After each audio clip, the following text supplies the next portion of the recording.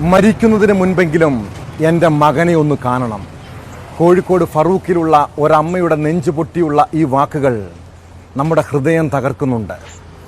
Saudi ബാലൻ കൊല്ലപ്പെട്ട കേസിൽ 18 വർഷമായി റിയാദിലെ ജയിലിൽ കഴിയുന്ന അബ്ദുൾ റഹീമിൻ്റെ മോചനത്തിനായി 35 കോടി രൂപയിലധികം മലയാളികൾ ദിവസങ്ങൾ കൊണ്ട് പിരിച്ചെടുത്തതാണ്. ആ പണം നൽകിയിട്ടും റഹീമിൻ്റെ മോചനം എന്തുകൊണ്ടാണ് വൈകുന്നത്? റിയാദ് ക്രിമിനൽ കോടതിയിൽ നടന്ന സിറ്റിംഗിൽ കേസ് പരിഗണിച്ചെങ്കിലും കൂടുതൽ പഠനങ്ങൾ ആവശ്യമാണെന്ന് പറഞ്ഞ് കേസ് വീണ്ടും മാറ്റിവെച്ചിരിക്കുന്നു.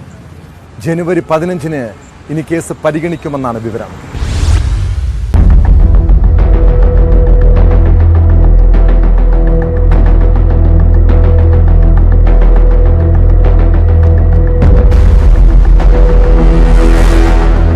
കുറ്റകൃത്യങ്ങൾ കൈകാര്യം ചെയ്യുന്ന റിയാദ് കോടതിയാണ് റഹീമിന്റെ കേസ് പരിഗണിക്കുന്നത് വീണ്ടും മാറ്റിവെച്ചത്.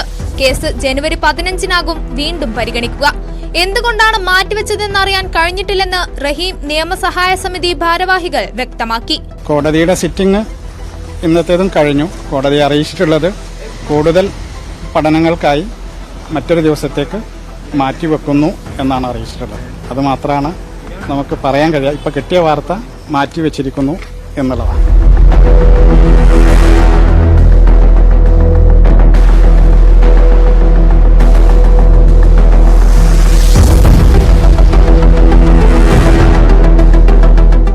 ഇനിയും ഇത് നീണ്ടുപോകുന്നത് അതീവ ദുഃഖകരമാണെന്ന് റഹീമിന്റെ ഉമ്മ ഫാത്തിമ. മകനെ കൊണ്ടുവരാൻ ഇനി എന്താണ് വേണ്ടതെങ്കിൽ അതും ചെയ്യണം.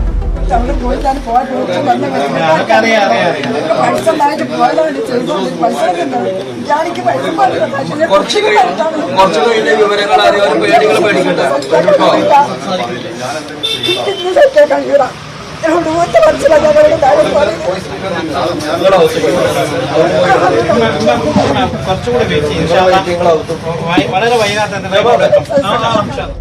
18 വർഷം മുൻപ് സൗദി പൗരൻ കൊല്ലപ്പെട്ട കേസിലാണ് കോഴിക്കോട് ഫറോക്ക് സ്വദേശി അബ്ദുൾ റഹീം ജയിലിലായത്. വധശിക്ഷയ്ക്ക് വിധിക്കപ്പെട്ട് റിയാദ് ജയിലിൽ കഴിഞ്ഞുവരവെയാണ് റഹീമിന്റെ മോചനത്തിനായി നാടൊന്നാകെ കൈകോർത്തത്. ദയാധനം സ്വീകരിച്ച് അബ്ദുൾ റഹീമിന് മാപ്പു നൽകാമെന്ന് കൊല്ലപ്പെട്ട സൗദി യുവാവിന്റെ കുടുംബം റിയാദ് ക്രിമിനൽ കോടതിയെ അറിയിക്കുകയും തുടർ നടപടികൾക്കായി പണം കൈമാറുകയും ചെയ്തിരുന്നു. അതോടെ വധശിക്ഷ കോടതി റദ്ദാക്കി. റഹീമിന്റെ ജയിൽ മോചനം ഉടൻ സാധ്യമാകുമെന്നും മാപ്പു നൽകിക്കൊണ്ടുള്ള സമ്മതപത്രം റിയാദ് കോടതി ഉടൻ റിയാദ് ഗവർണറേറ്റിന് കൈമാറുമെന്നുമായിരുന്നു ധാരണ. കൊല്ലപ്പെട്ട അനസ് അൽ ഷഹരിയുടെ കുടുംബത്തിന് ദയാധനമായി ആവശ്യപ്പെട്ട 1.5 കോടി റിയാൽ, ഏകദേശം 35 കോടി ഇന്ത്യൻ രൂപയാണ് റിയാദ് ക്രിമിനൽ കോടതിക്ക് ചെക്ക് വഴി കൈമാറിയത്.